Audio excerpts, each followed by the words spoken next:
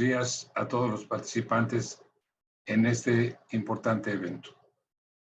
Aprecio la invitación que me hizo la doctora Marta Marcela Rodríguez, directora del Instituto de Investigaciones en Bioética, miembro de la Red Bioética UNESCO, y felicito a Marta Marcela por su labor persistente, continua, muy estimulante. El tema es la bioética como herramienta de construcción para la nueva normalidad. He de iniciar mi comentario sobre la nueva mortalidad, no la nueva estructura que se habló, la nueva normalidad. Bien, en función de uno de los fundadores de la UNESCO, Jaime Torres Bodet, inicio con un verso que escribió. Muerte, ¿por qué inquietarme de tu cercanía, muerte?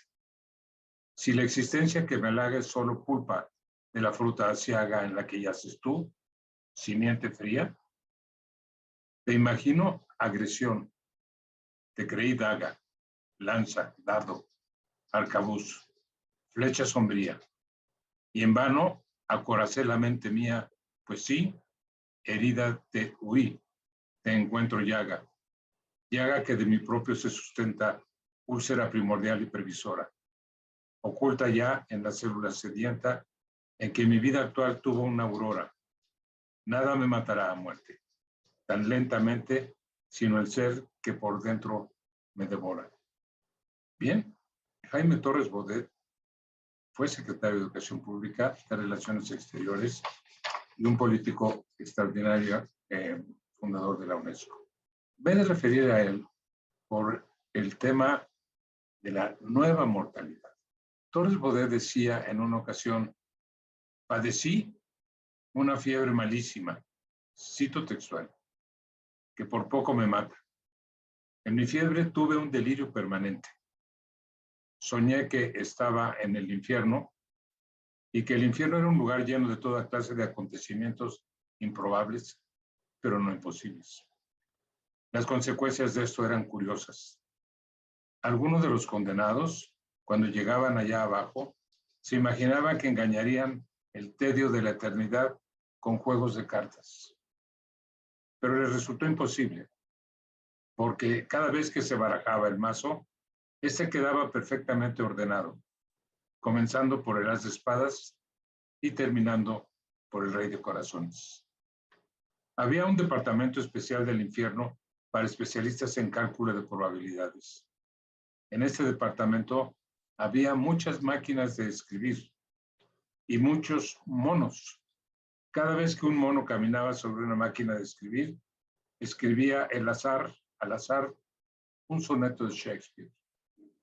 Había una cámara particularmente dolorosa, habitada únicamente por filósofos que habían refutado a Hume.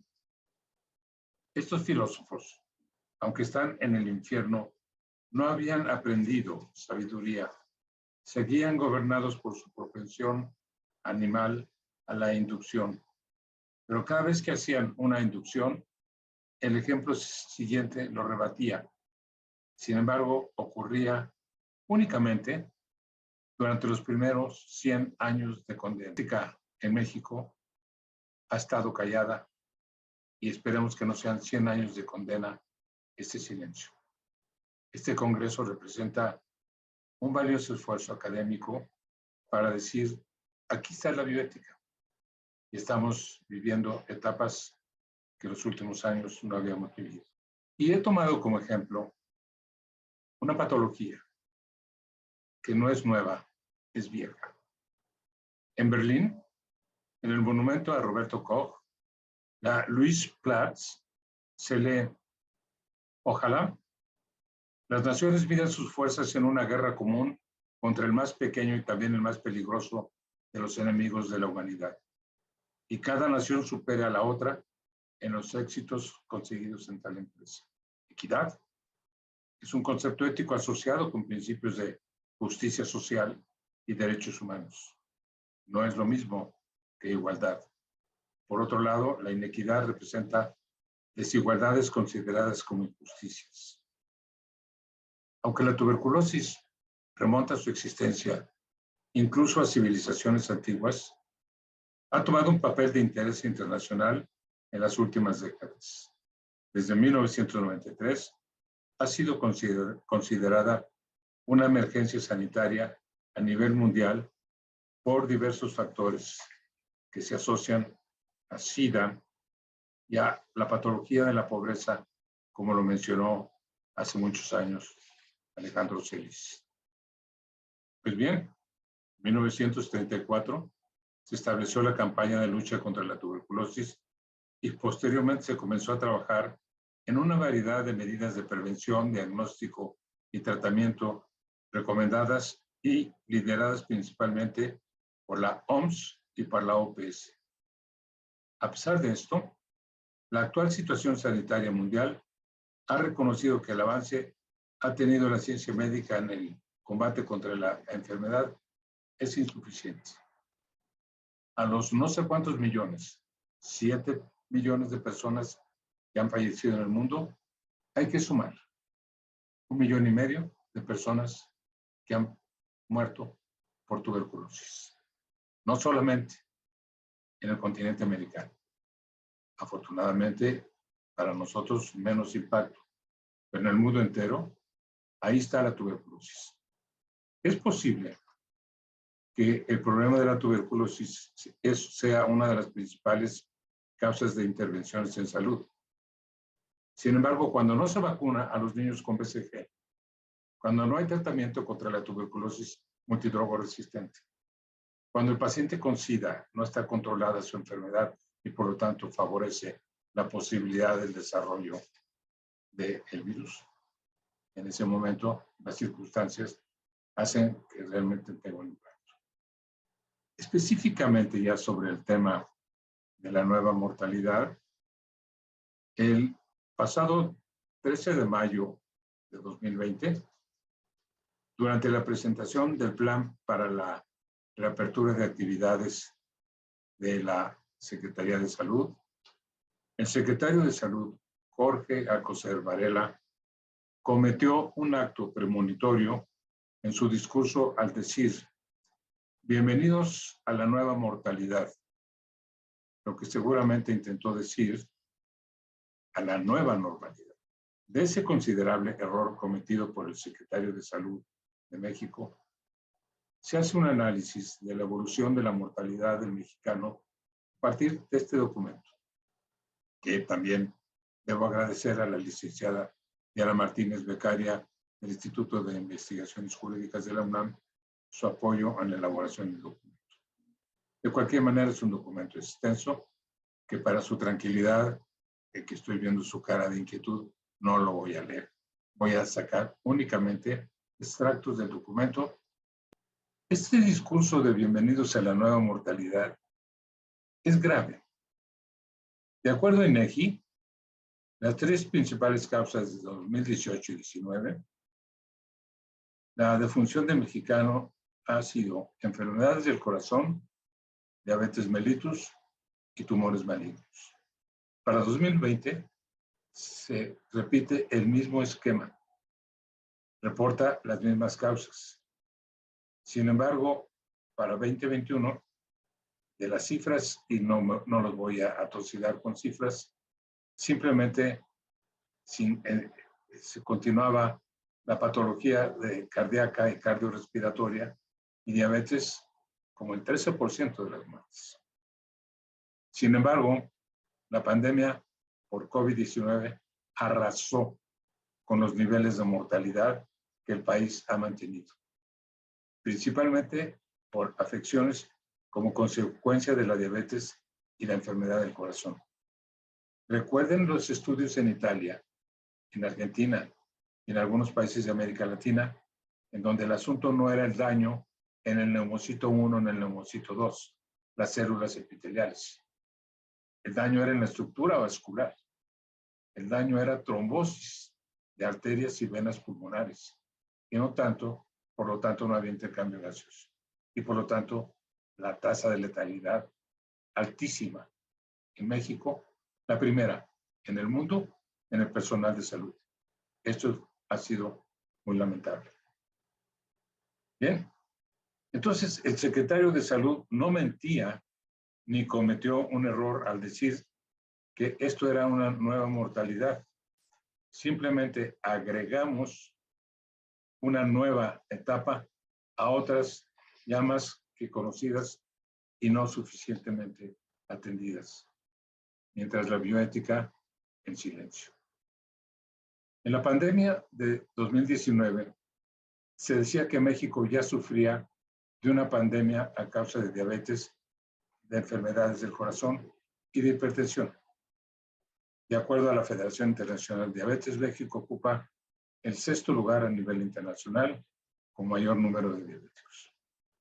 Aquí salen a cargo una serie de cifras que va el costo del paciente de $700 hasta $3,200 por paciente el control de diabetes. En un país en donde se ha recortado el presupuesto, el impacto en mortalidad se ha visto lamentablemente. ¿Qué pasa en el caso de cáncer? El panorama no es mejor. De acuerdo con Brau y Figueroa, en México se desconoce la incidencia y la prevalencia real de la enfermedad. Se conoce parcialmente su mortalidad. Esto quiere decir que tal vez los datos que aparecen en INEGI no sean del todo ciertos. Puede que incluso para 2018 los tumores malignos y el cáncer en particular fueron la primera causa de muerte si se tuvieran los datos exactos de esta devastadora enfermedad. Mama, mujer, por supuesto. Broncogénico, próstata, por supuesto, en el hombre. Y si se tuvieran los datos de esta devastadora enfermedad, el cáncer representa uno de los mayores desafíos mundiales en salud pública y se considera una barrera para incrementar la expectativa de vida en la población. En México se estiman el año pasado en 190,000 nuevos casos y más de 83 muertes de cáncer por año. Aquí aparece la figura, muy lamentable, del cáncer en niños no tratados por el sistema de salud.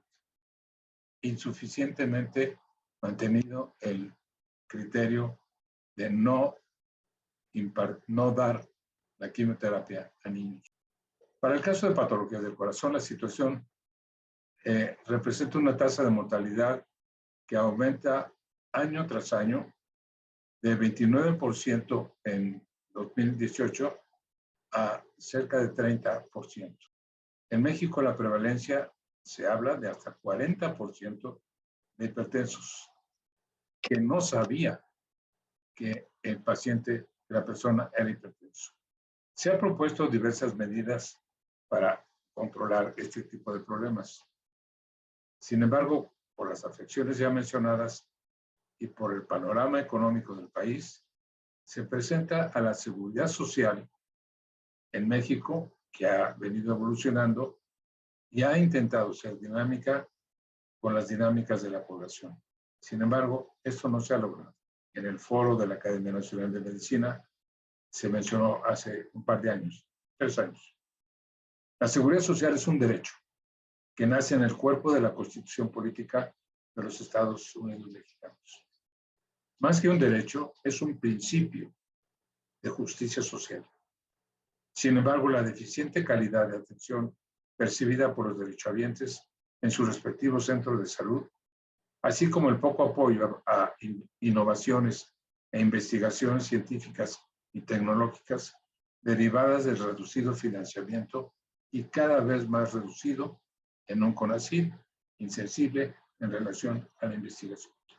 Por ello, al inicio de la administración actual, en su campaña política se comprometió a mejorar el sistema de salud.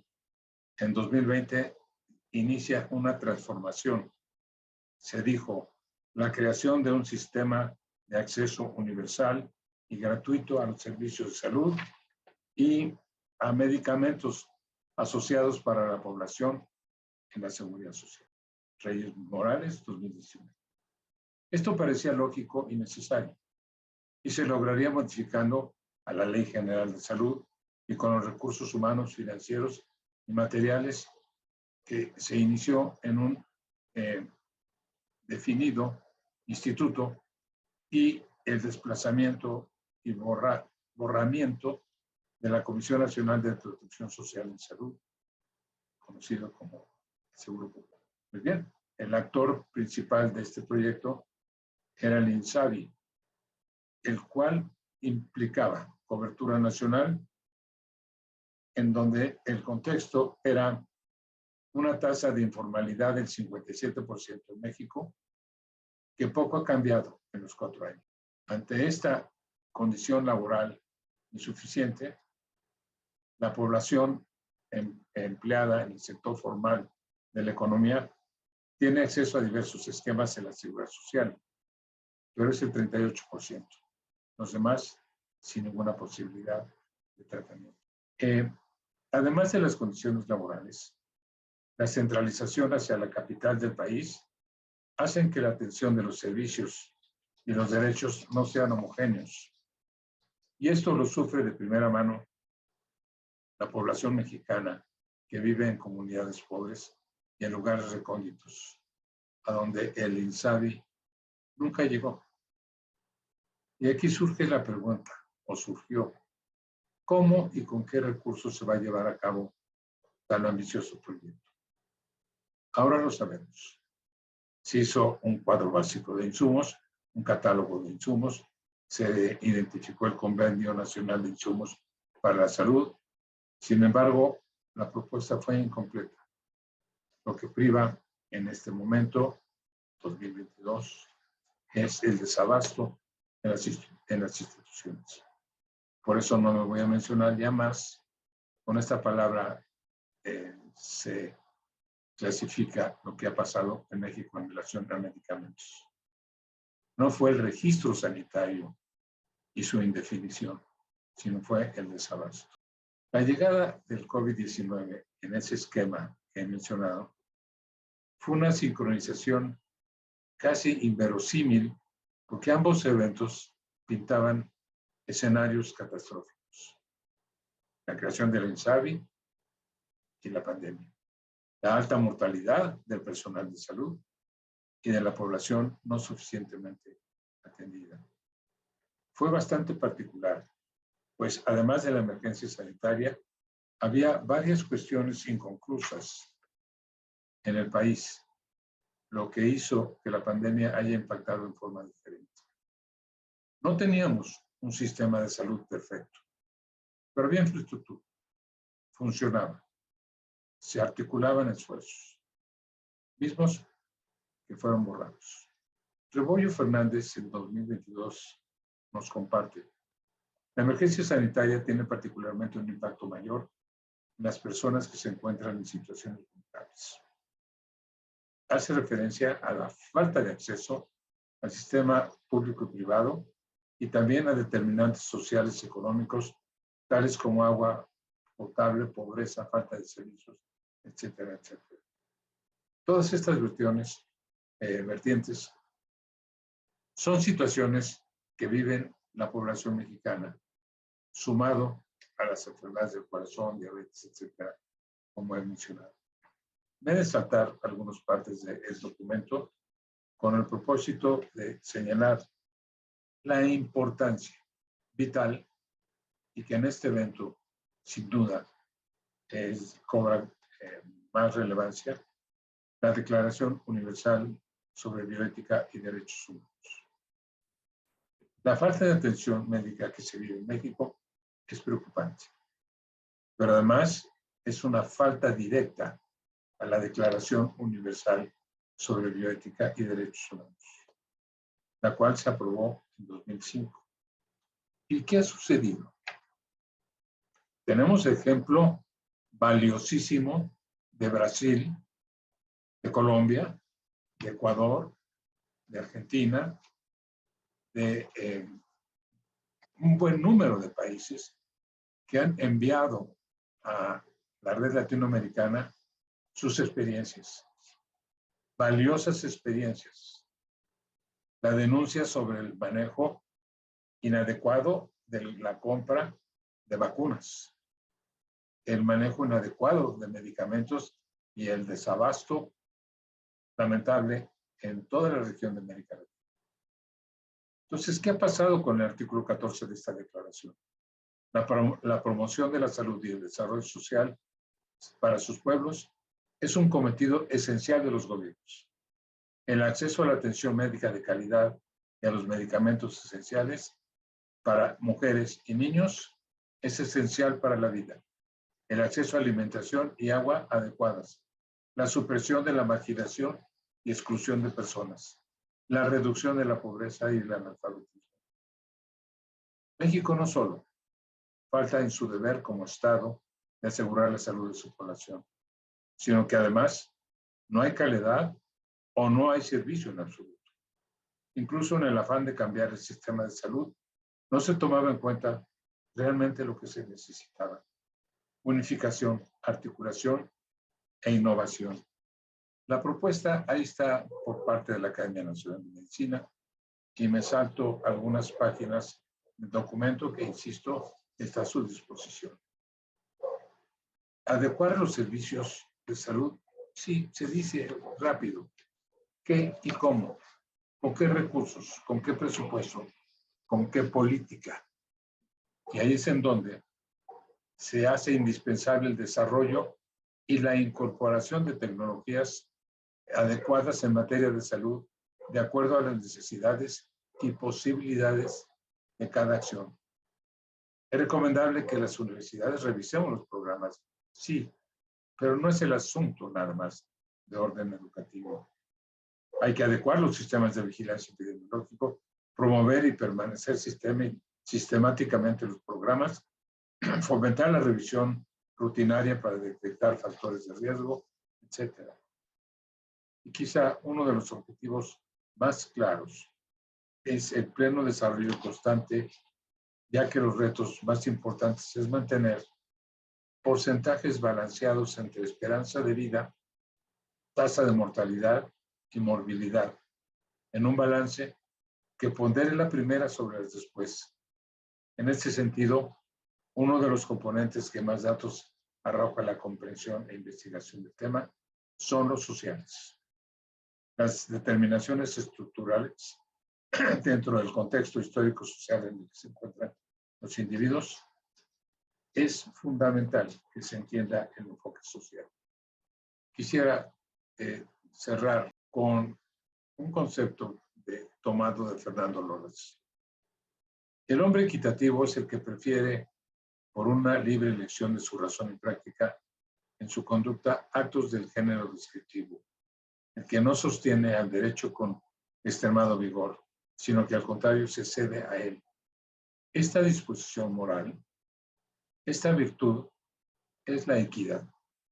Es una especie de justicia, en una virtud diferente de la justicia libre. Loras describe la equidad como un valor nuclear. El tema de la equidad es macrobioética por excelencia.